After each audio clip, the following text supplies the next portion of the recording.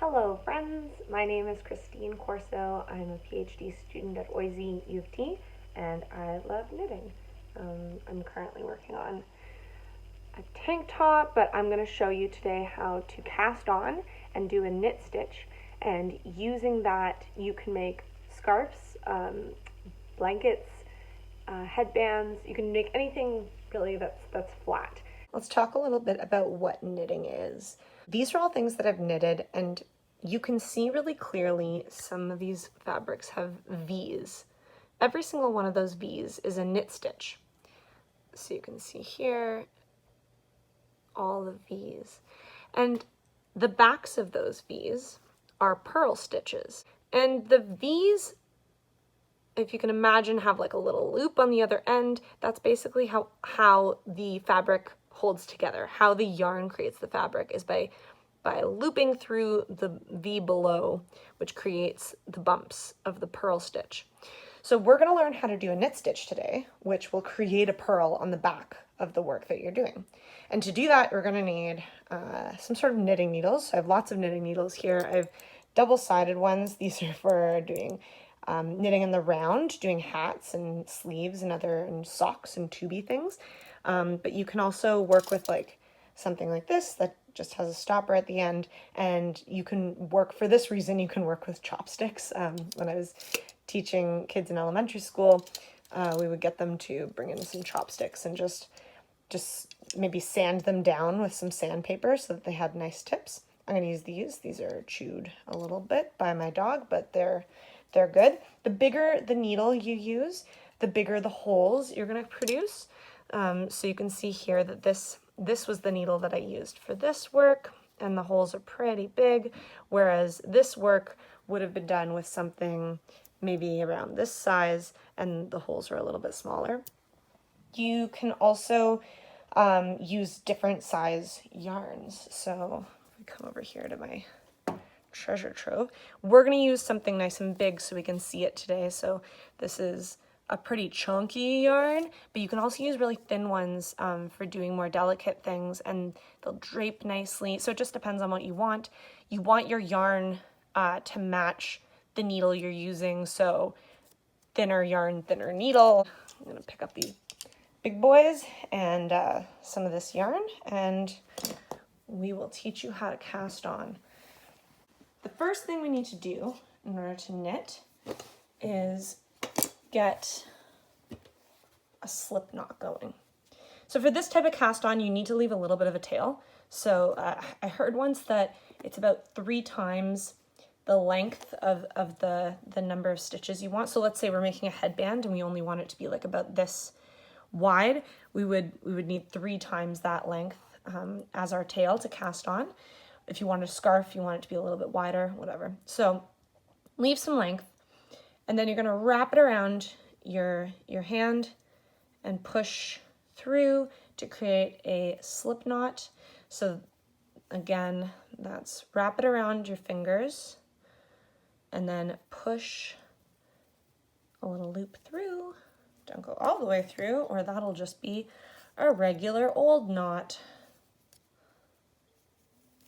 Okay, and then you can tighten that up on your needle. So now comes the trickier part, and I'm going to teach you how to do the cast on, but know that you don't have to cast on a lot in knitting. You just have to cast on once at the beginning of your project. So you're going to lay the 2 strands. Notice that one of them is the end and one of them is attached to the ball. So the tail is the end, and the one attached to the ball, it doesn't matter which side really you do, but you want to lay them against your hand and split them with your thumb and forefinger. Okay, and grab the rest underneath. So again, lay against your hand, split with your thumb and forefinger, and grab the bottom. And then you're going to take your needle and pull it down so that you have a V against your needle. Okay, one more time. So grab the 2 strands in your palm, split them with your thumb and forefinger, holding the bottom, and then bring your needle down. Okay, you with me? I'm hoping you're with me. So now to cast on, let me tighten this up a little bit. So now to cast on, what you're going to do is you're going to pick up this strand on the outside of the left, Okay, pick up that strand. You're going to go over the other strand and all the way over to your right hand strand, and then go under in that loop you've created, and pull it tight. Okay, one more time. So we're grabbing, we're splitting, we're moving our hand down. Okay, so we're gonna go on the far left, over the strand that's there, on the right and through, and then you can let go and pull it tight. So that's 3 stitches that we've got. Okay, we're gonna do this 8 times, or to 8 stitches. So far left, over to the right, through. Okay, so that's 4, that's 5, 6, and you'll notice that we're eating up some of the tail, which is why you need to leave tail, because this cast on method uses tail. That's why it's called the long tail cast on. Okay, so here we can see how many stitches we have. That's what these are called. So we've got 1, 2, 3, 4, 5, 6, 7, 8 happy little loops on our knitting needle. So those are our stitches. And this is going to be the width of the work. So this, I don't know, it could be a headband, sure, like that could be a headband, but you would keep going with your cast on for as long as you want the work to be. If you're doing a blanket, obviously you would need a needle that's longer than this because you would want it to be really long. You could do a scarf on this needle. And if you want something that's longer, that's when you get into those circular needles that I have. So now we've got our stitches on the left. You're always going to be working with your stitches sitting on the left hand needle and transferring them over to the right hand needle. Okay, so we're going to go in the first loop, and then we are going to pick up that yarn that yarn that's attached to the ball, because if we pick up the tail, we're going to run out right quick, and we're not going to make very much of anything. But you have to pick up the yarn that's attached to the ball, and we're going to loop it around and come down in between those 2 needles. Okay? I'll show you one whole stitch before we do this again. So then you poke that stitch through between the new stitch, which is now on your needle, and the old stitch, which is now sitting on your left-hand needle only, and pop it off. No longer necessary to be on both needles. Okay, so one more time. You're going to go, this is the rhyme that we used to teach kids with, in through the front door, go around the back, so loop around the back of your needle, come down between those 2, out through the window, so try and find that window there, between the 2 stitches, and off jumps Jack. Okay, so in through the front door, go around the back, out through the window, and off jumps Jack. I'm going to do 5 more. I learned how to knit from my grandmother when I was really little. My cousins and I all knit because she taught us. And then I just put it down for years. And I came back to it in high school, and my friends were like, hey, we could make scarves. I was like, I know how to do this. I have this skill set. Okay, cool. So there we go. Look at us. It's getting longer.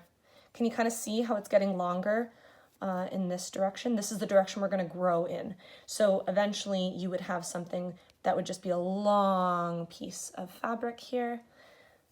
And if we get in closer, we can start to see those knit stitches. So you can see, oh, please focus on it. There, you can see the V there that comes out. V that comes out from the stitch that we just did.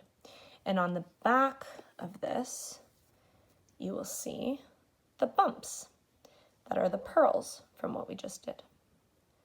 Okay, so now this used to be our right hand needle, but now it's got the yarn on, or the stitches on it, so it's going to become our left hand needle. Our right hand needle is going to come into play now, and we are going to do the same thing again. We just switched needles. That's all that changed. So in through the front door, go around the back, out through the window, and off jumps Jack. And so you can keep going in this way, and you will create what's called a garter stitch. And what's key about a garter stitch is that you always knit, but you're constantly changing needles. So the product is not a plain old V pattern of just knit. Because you're changing needles, it's actually got these nice ridges of purls every other, because you are alternating whether you are facing the front or the back of the work. So you would just keep doing this until the desired length has been achieved. And I'll show you what you can make using that garter stitch. This is garter stitch, this big boy here. This scarf was just garter stitch with maybe like 40 stitches cast on. And then when I was done, when I had it super long, because I decided to make an excessively long scarf, then I cast off my work, which is another skill that you can find on YouTube, or maybe I'll do another one of these. And then I sewed the two ends together and created a nice big circle scarf for myself. Another thing you could do is just create it the size of a headband. And when you're done, instead of having this, swoopy thing at the front, you could just sew it together at the front and cover it with something to create a bow. So my sister-in-law did this. This is crochet, do not be fooled. But my sister-in-law did this. She just crocheted flat, and then the seam here is hidden with a smaller piece of crochet. You're good to go now. You can knit in garter stitch, and I'm so excited to see what people get up to. This has been Christine Corso with OISE Stay at Home Club. Thanks so much for joining.